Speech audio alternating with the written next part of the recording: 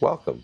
Thank Thanks. you. So Thank you, you both, of course, know that I'm Sammy Boucher, and you are Tracey, Trottenberg, Kansas. Tracey, Trottenberg, Kansas. Yes, it's not enough of a mouthful.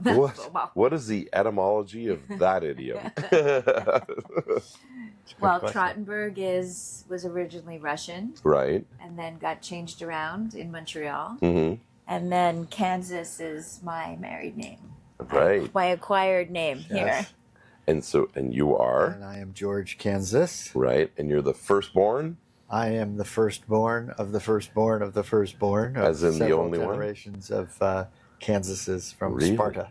Yes, You're a Spartan. I am indeed, sir. My God, it's I'm a good half thing. Spartan and half Sicilian and Roman mix. That's bizarre. Where were you born? I was born in Syracuse, New York. How did the Spartans end up in Syracuse, New York? There were actually quite a bit of Spartans ended up in a tiny little town called Ilion, New York, near Herkimer, which isn't far from Syracuse. And what year did the ancestors? 1900, between 1905 and 1915, somewhere in there, with my great grandfather first came. So And one of my them great- could have ended up on the Titanic, potentially. ostensibly, possibly. Well, it was going the route. Where Yeah. did you guys start from? It was coming out of England or out of Italy or Greece?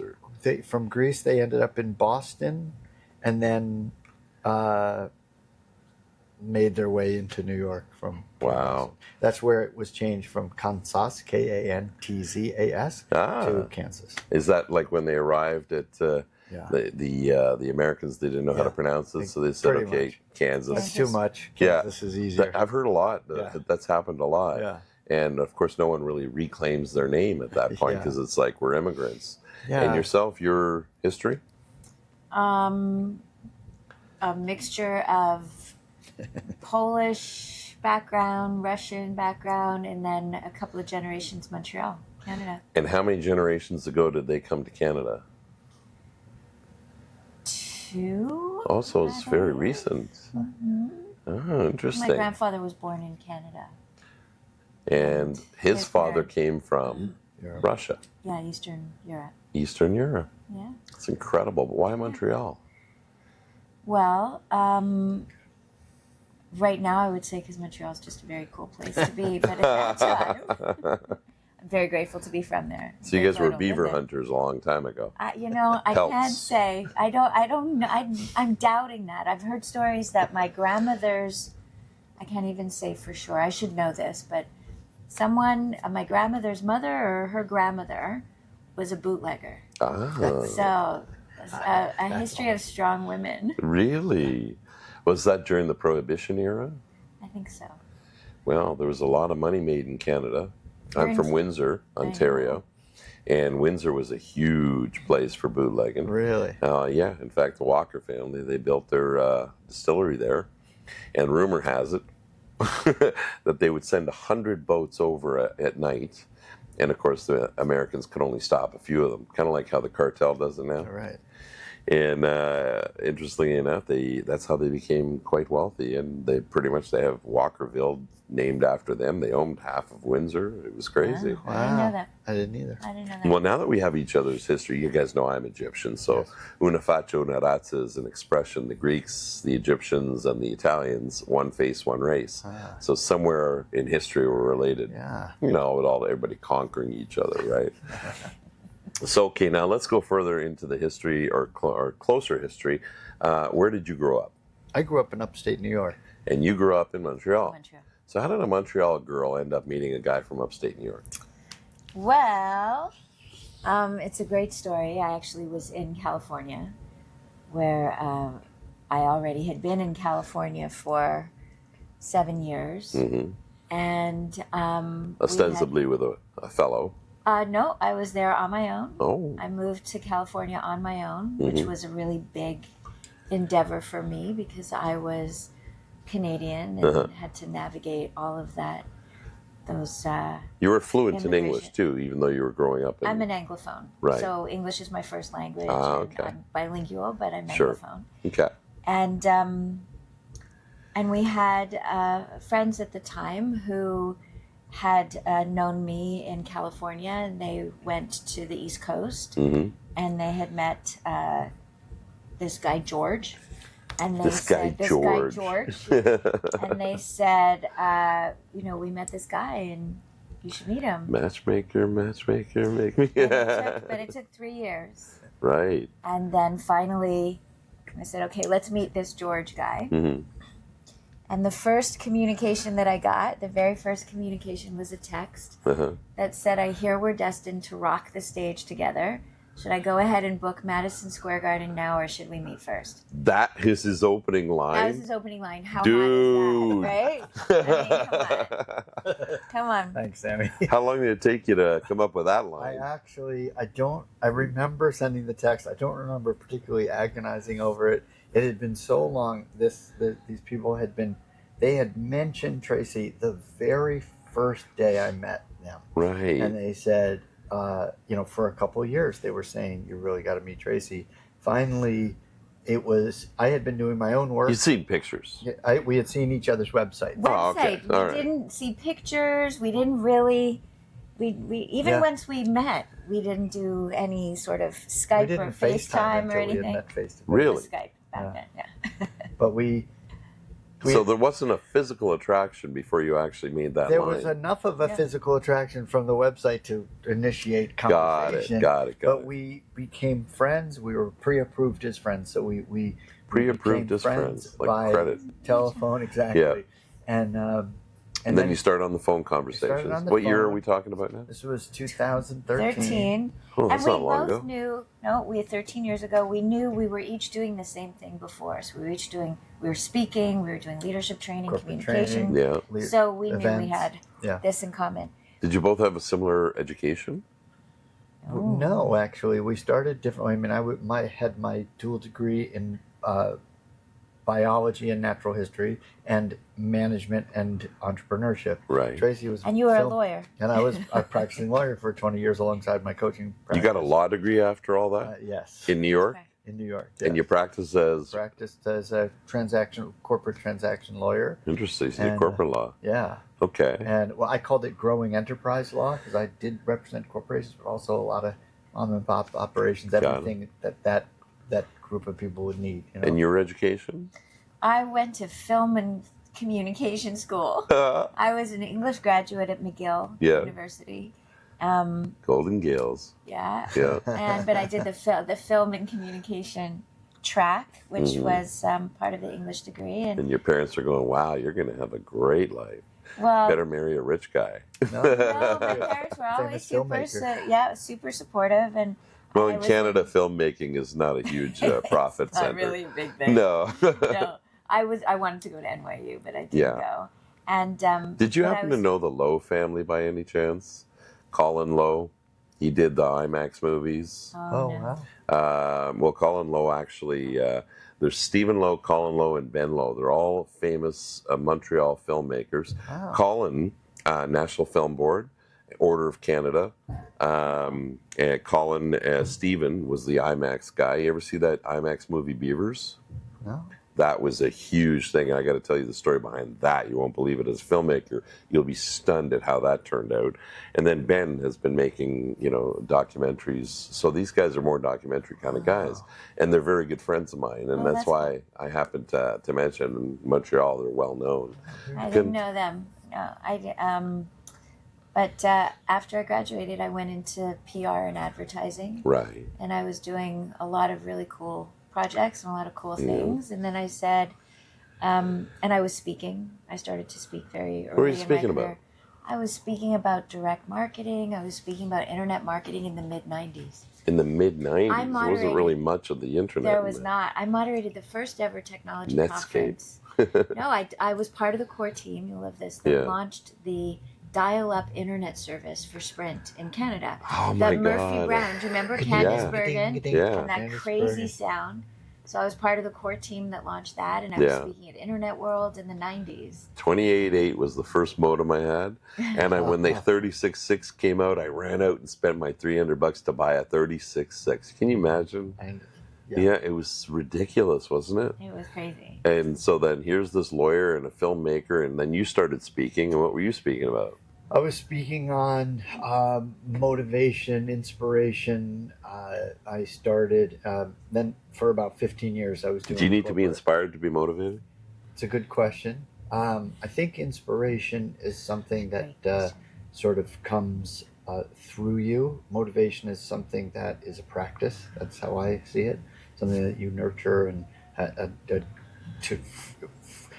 in order to maintain momentum and all that. A motivation is more of a practice. Well, can one be uninspired and motivated, yet unmotivated and inspired? Oh, that's an interesting question. I never thought of that. I've experienced them both mostly Yeah. together. Yeah. Yeah. Because inspiration for me is the kind of thing that while you can create the conditions for inspiration, Yeah. and inspiration sort of comes maybe outside in. Yeah. A motivation for, at least in my experience, if I'm writing, what people often refer to as the muse. I think of that as inspiration. Yeah. And it comes by seeing something that bubbles something up inside you or Right. inspires. At Spiritu. least for me. Exactly. Yeah. Spiritu. So then that's two of the four pillars, because then of course you need to have the action, Yeah. and then but before you can have the action, you got to know what you're doing and what actions to take. Yeah. So how do you guys get into the four pillars? Where do you speak to, and where do you speak to, and where do you guys overlap? Well, be clear. Which four pillars are you referring to? So you've got your inspiration and motivation. Okay. Now you still got to do physical action. Yeah. Okay. There actually has to be some, action taken, and then you got to have the knowledge of what it is that you should be acting upon. Gotcha. Right. Like what Napoleon Hill called, what did he call it? Know-how, or Yeah. The wisdom, the knowledge, Yeah. the mentorship, and the trial and the error, where to get the guidance from, what questions to ask. That's the hardest one, actually, is to know which question to ask. Yeah. Tracey's a great question asker. She really is. You ask great I'm questions. insatiably curious. Yeah, So me I too. ask a million questions, and then I always ask the one question at the end of, when someone thinks it's the end, at the end of a conversation, I'll always say, what haven't we talked about, or what haven't I Right. asked you You yet? start the whole new conversation. Well, there's so many. Keeps the clients coming back, doesn't it? Yeah, and I feel really deeply that curiosity is such an important part Mm-hmm. of growing, and something that we actually really need as humanity. We need Sure. people who will ask questions, and we have a part of our body of work that is a core pillar for us is about compassionate curiosity. So having curiosity with compassion, with Compassionate care. Curiosity. I like that versus care. obsessive curiosity. Well, and even judgmental curiosity, Yeah, or yeah. sort of that, like, it's already loaded. The Yeah. questions are loaded. This is coming from a whole different place. And I think coming back to these pillars, like our work is so much about leadership and transformational and conscious communication and spiritual embodiment, and really holding safe space for conversations. Sure. So, And when to stop, because otherwise you end up with analysis paralysis. well, that's a fine line sometimes. Yeah. But that's So, when like you the know you Noah- got to take an action. That's what I'm saying, is Yeah. that the action has to be taken, but which action to take. But people will dwell so much on, I don't want to make a mistake. I don't go the wrong way. I don't know whose advice to take. Because, I could put 10 of you in a room, and you'll all 10 of have, us. and you'll all have a different opinion on what I should do next, right? And that's where the relationship comes in, and the connection between the coach and the mentee, or the mentor. I would mentee. have a curiosity to be what you think you should do next, and then we would explore that. Interesting. Yeah. Now, a lot of people, when we talk about the curiosity, I know for a fact that with the internet as it is, and with social media, people believe it's their curiosity that has them scrolling all the time, but it's not. No, That's it's not It's curiosity. More conditioning and addiction than Right. than curiosity. Well, that's also. So let's define curiosity that actually is a healthy curiosity. I love Yeah, it. I love I the love that. question. Well, I want to talk about this idea of there's some assumptions, right? Mhm. And I love curiosity. Sure. I follow it too, and try to get to the matter requires curiosity. At the same time, if there's a presumption that there's a right answer, that's when things can get tricky.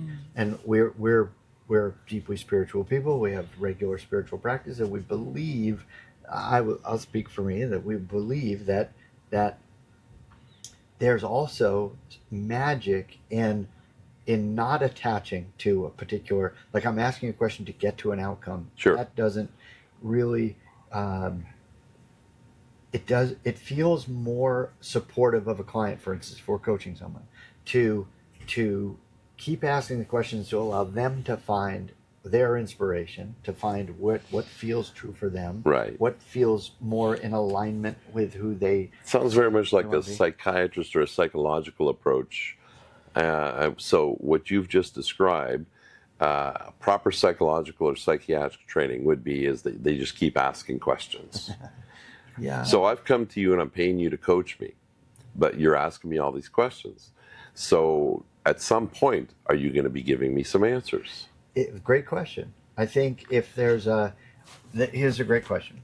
For instance, if we're talking about like a marketing strategy or let's just say that, and we're exploring what's really inside them, what really wants to come through you, what really wants to be expressed through you, and how to articulate that. Yeah. And then if it's okay, now what do I do? How do I turn this into an email campaign? Or something? Right. Say, we might share what we've done as a, hey, you could try this or you could try that, but it rarely,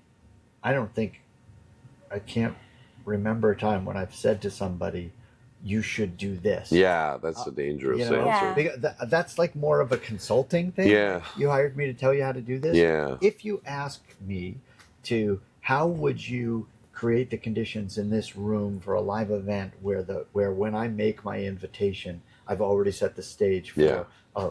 I can tell you how to do that from a perspective of what has worked, what the industry might say, Right. what has worked over the years. But at the end of the day, what's more important is what will you be comfortable saying in Yeah. that moment, and what experience do you want to create? Right. So it's still, I can tell you. So we how start it's with worked. my goals, and we start with what are my capabilities. So you would first of all assess, okay, what level of education do I have? What experience do I have? What knowledge do I have? So you know where to start at.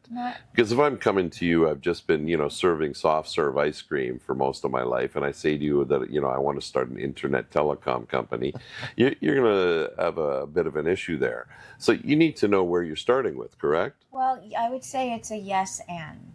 A yes So and. a yes and. Not a because yes but. It's not a yes I but. like No, that. we are I hate the word but, absolutely- by the way. You're going to notice I don't like We- that. Part of Well, we- one us of the too. things we say is scratch your butts. Yeah. No buts, because we teach something called the language of leadership, and it's all these sort of communication tools. And so yes and. Yeah. The three words I don't like is but, is, and should. Ah, And you guys understand why? yes. Well, but and should, I'm curious You what get it is. Is a declarative, definitive. Basically, every time, and you hear it so commonly in language, and if you count the number of times you use it yourself, you're literally saying what I'm saying is true. Right. So, I getcha. but this is Right. blue. And Or it's this beyond is. argument or- Right, yeah. Where it's, as you Well, say, so- declarative. So here's the thing. So let's kind of connect some dots, because there's Sure. a few things in a few different Yeah. places, and we'll bring it back to curiosity. Sounds good. Okay. I'm curious how you're So- going to do that. Let's Follow see. this. So you said if someone's coming in, do we need to know their education? Do we need to know, like, establishing a starting point?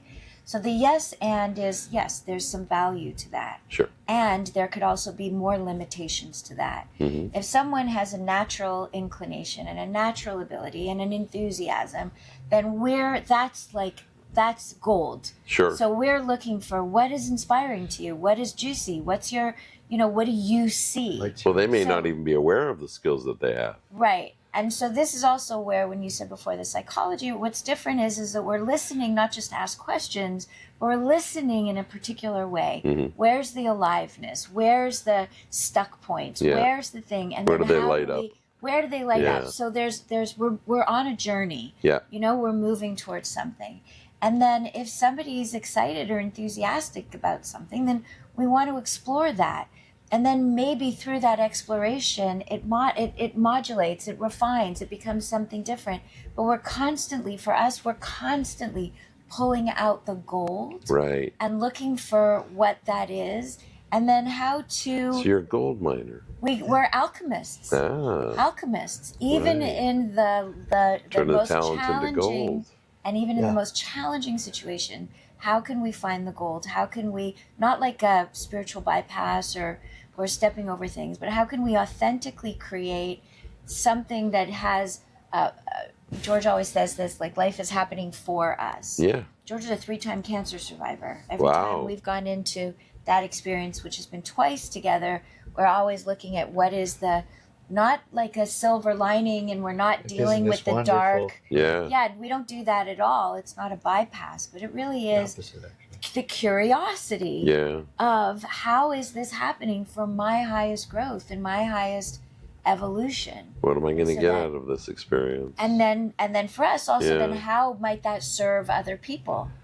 So this doesn't suck. It's just part of my growth. It might suck. It might But, suck. and it might also be part of the growth. And well, you know, I think the real commitment, at least how we've practiced it, is in those moments. This was literally as early as recently as last summer. Wow.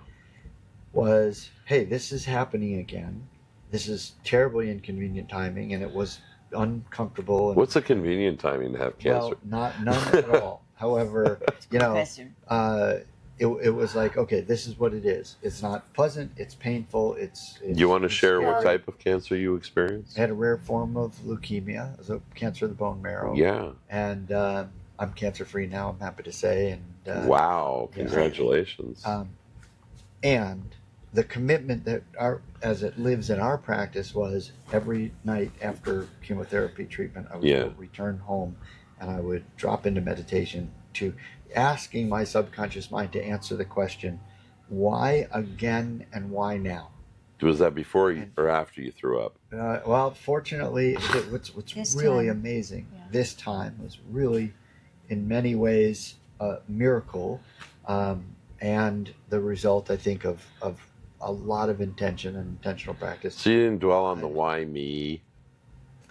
In my experience, the first I time, mean, you lived your life right. You're a good person. for the most You're not part, an I evil think. person. No. You've got love in your life. Yeah. There's people that care about you. You're of Yes, service. You're a contributor. You know, you'd think that those things should earn you a little bit of, grace. Well, but for those exact same reasons, I love that you said that, Sammy, because all those boxes you just checked for that very same reason was partly why I remember the very first time. This was 21 years ago. I was Right. hospitalized. I was very, very ill by the time I was hospitalized, meaning the cancer had gone through all of my You bone didn't marrow. really know you had it. I didn't. I You just thought you were sick. ignored symptoms and just was very sick. And Were you in denial or were you ignoring? I was a little of both. Yeah. Probably. Yes, and. Yeah. I was very busy. And anyway, the point is that I was in the hospital and committed. This is who I am. This is the way I am. Is to find joy in the moment. And people would ask, why? You're doing all these things. You just started a charity. You're on TV. You're raising money. Blah Yeah. blah blah. Why is this happening to you? And I said, don't waste a second Thinking that. thinking pity. Yeah. I know why this is happening to me. I can give this experience a voice.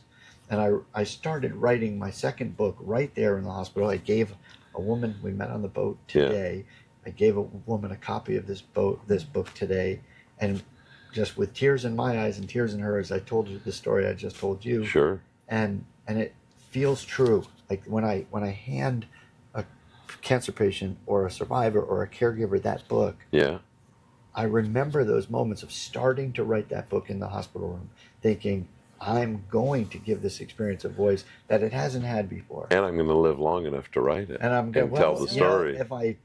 If I don't make it, I'll leave pages behind. Well, you know what? The actual process of writing actually gave you something to live for. Well, it 100% That did. to me, in a lot of ways, when a person has something to live for, there's a healing power within. That. Do you know the Bruce Lee story?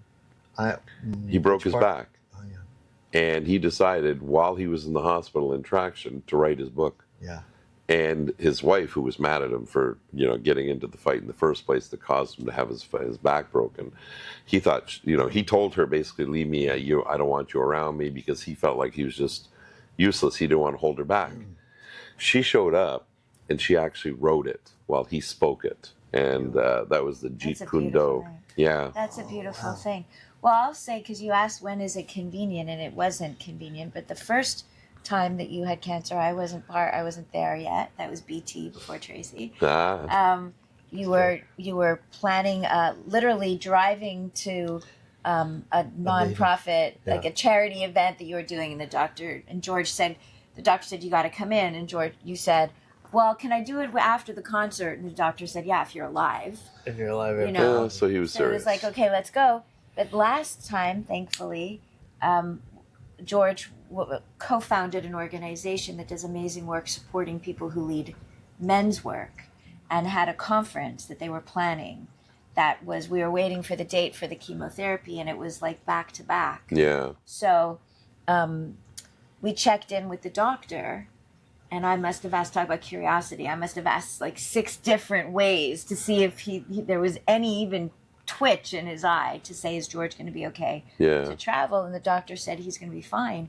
4 days after chemotherapy, George was on a plane. We were both on a plane. Yeah. George was on stage for 4 days, Kicked doing off the what he first loves. Big Tent Summit, which is this organization to support men and women who lead men's work. And then, lived, to your point, he was so in his purpose work that we were saying that purpose is its own medicine. Yeah. Absolutely. That purpose is its own medicine. So coming back to the curiosity. Literally, people who are suicidal have no purpose. That's why it's so hard. That's why it's so hard. And there's a lot of people who I think that struggle with depression is really a lack of purpose. I agree with that. And we know that people who report that they have, like survivors of attempted suicide, often immediately after the attempt will report regret at having attempted, and that they find a renewed sense of purpose, and that's why what we do is feel so important, because for someone to remember their purpose, or have that purpose awakened or inspired, is a gift. And imagine the curiosity, like the possibility of the questions that could create that, because so many questions have shame. So many questions have like, why did you do that? And they evoke guilt or shame. And imagine, like, what could you be doing? And how could you find something that you enjoy from a loving place? Like questions that were empowering, and curiosity, and how many people could be lifted up in that, out of the depression or out of purposelessness. It's been said that more people die of old age in January than any other month of the year, because the purpose to live through Christmas and see another year. So purpose does actually, whether it's like Monday morning heart attacks, right? Yeah. Same situation. Stressed out, having to go back to that job that they hate. Yeah. Stuff like this, the spiritual and philosophical juncture there, it fascinates me. Well, and I'd love to add also the dimension of the communication and the conversations, because so many conversations are like, oh, I hate Mondays. Thank God it's Friday. Yeah. I remember years ago we were at a gathering. Sorry, I lost you there. When people start talking about that, my brain just goes numb. Me too. Yeah. But it was fascinating, because I remember we were at a gathering, and there was different generations of family, and in one room there was the father. And we were in a conversation with the father, and I remember him saying, oh, well, got to go back to work on Monday. And blah, blah, blah, blah. That's all he knows.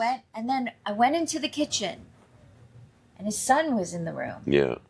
And literally the same conversation was coming out of his mouth. So conversation, and that's why we're so passionate about communication and how do we have more conscious and transformational conversations, is because gets passed on.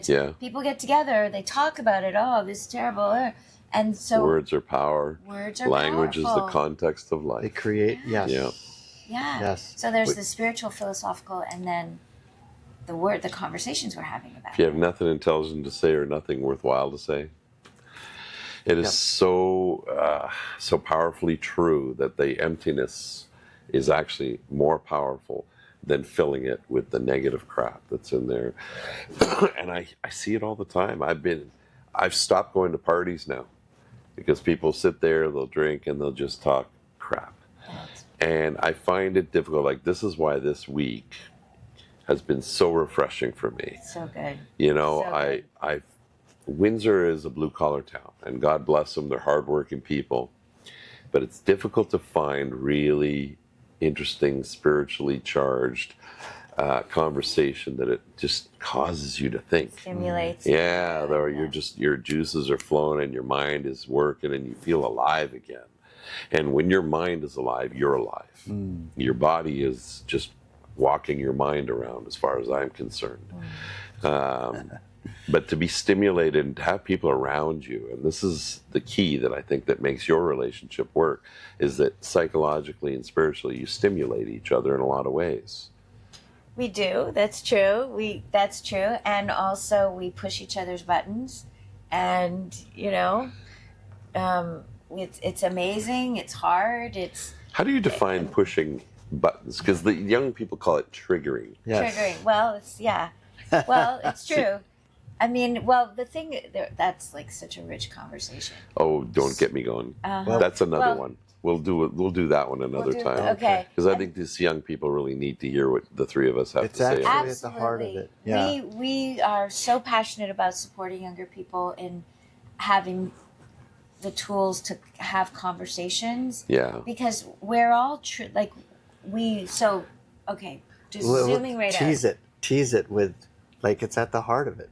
The trigger. Go ahead. Well, what do you want to say? Well, that And then I'll the other conversation looks something like what we believe is that those things, those buttons that get pressed, Yeah. those things that trigger you, at the heart of what's causing that reaction inside you is a pathway to even greater purpose, even a greater expansion of your capacity to serve what you're here to serve. Okay, So but when somebody who knows you well pushes your button, they know they're pushing your Right. button. They are expecting a specific reaction. So how do you respond in the sense of, okay, well, Tracey knows that I don't like it when she does that. So she's doing that to evoke an emotion, a reaction.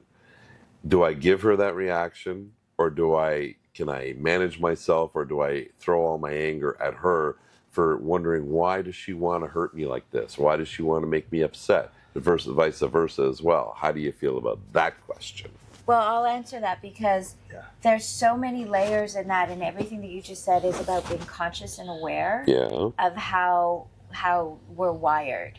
So if we just zoom out for 1 second and go a little philosophical, or that, from 0 to 7 we grow up and Yeah. we're sponges. We take in everything around us. Sure. So the adults, all the conversations, all the things we've experienced, just go in.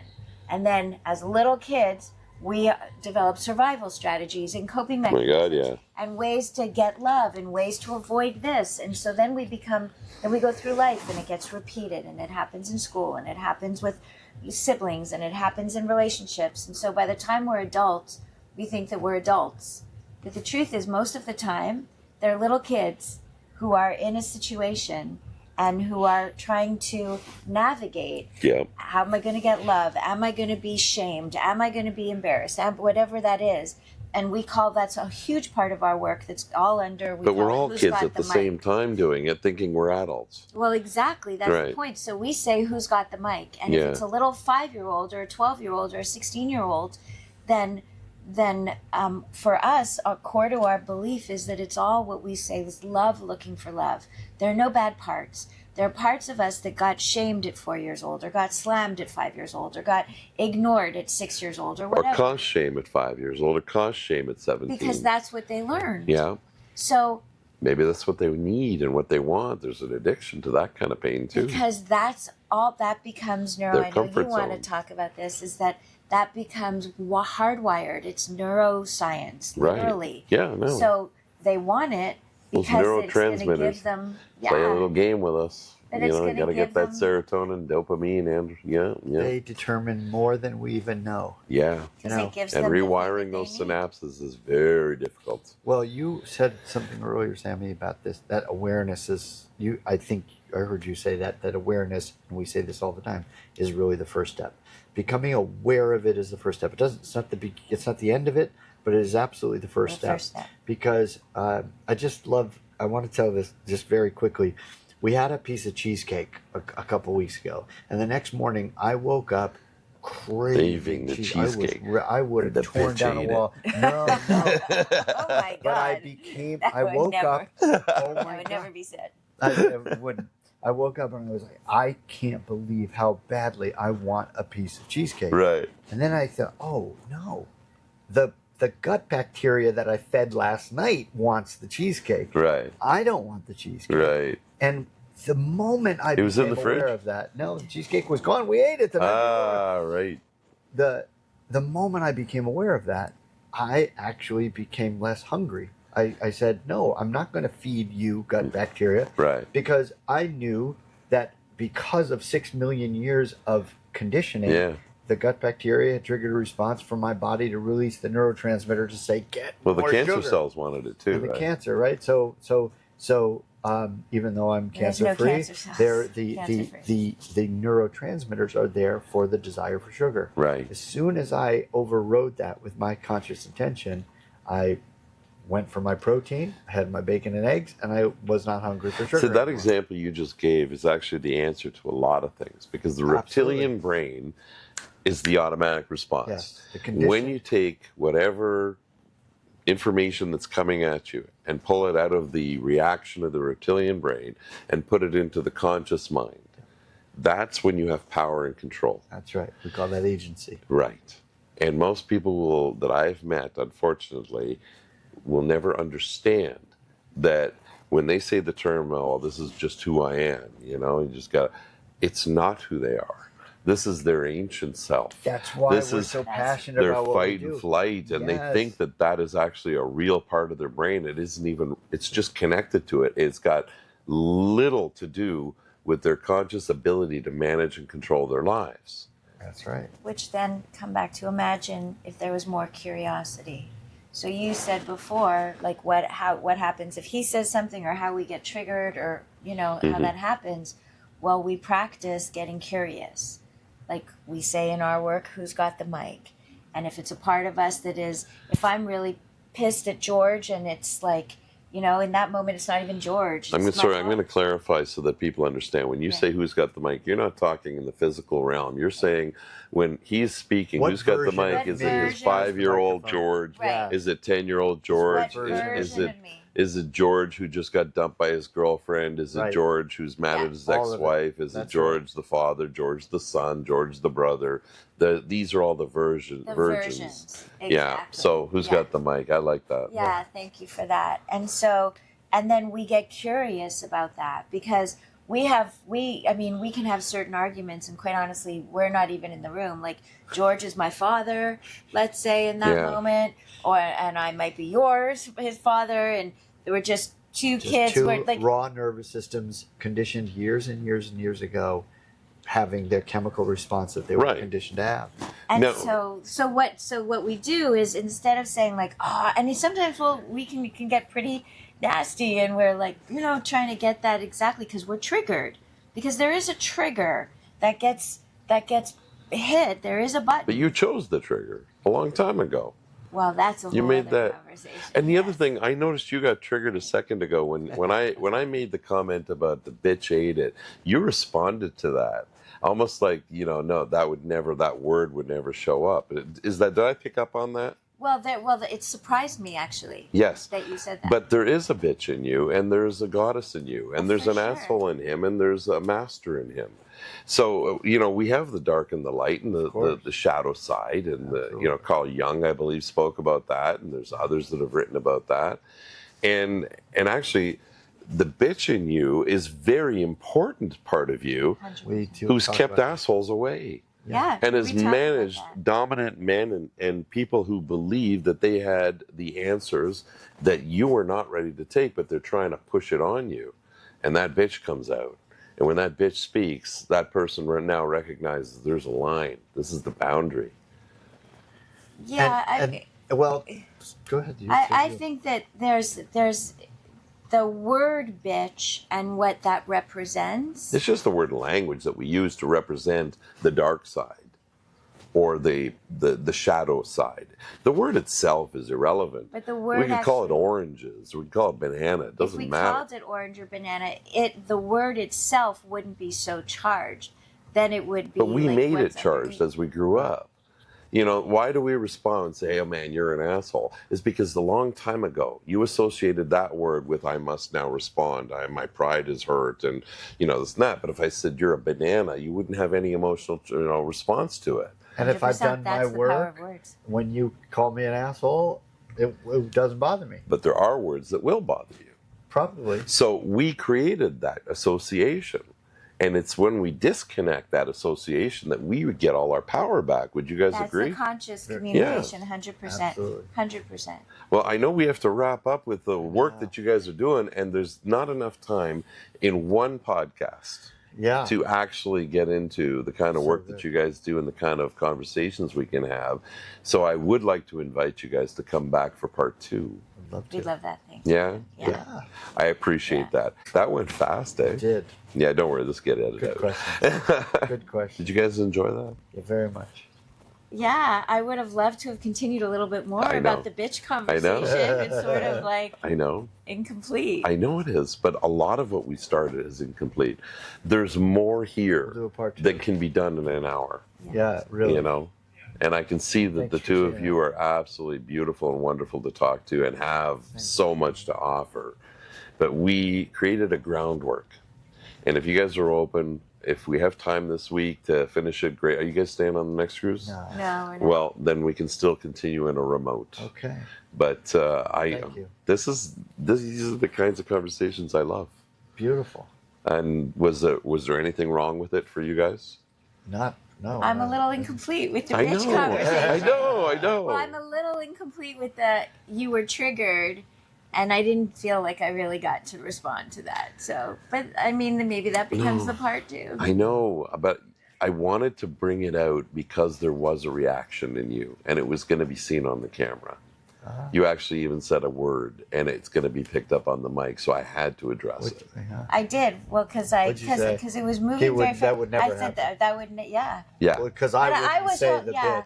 I was hoping to sort of address that a little bit more. There was a lot I know. of yeah. But we didn't even get to the work you guys do, and we didn't get to we started on the grounding. But this gives enough of a foundation that when we get into that next conversation, there's a lot of credibility that's coming because you guys have done, the self work. You've done the relationship work with yourselves. You've looked into yourselves, seen where you're you're weak and you're strong, and each other. You've admitted to the triggering stuff, and you had your reaction. You wanted to get in there and give it. And I loved it. I could just feel that energy. And if it wasn't for the fact that the guy had just poked his head in, I would have just kept going. But he's standing right there, and I have to be respectful. Of course. Okay. Okay, so we do part 2.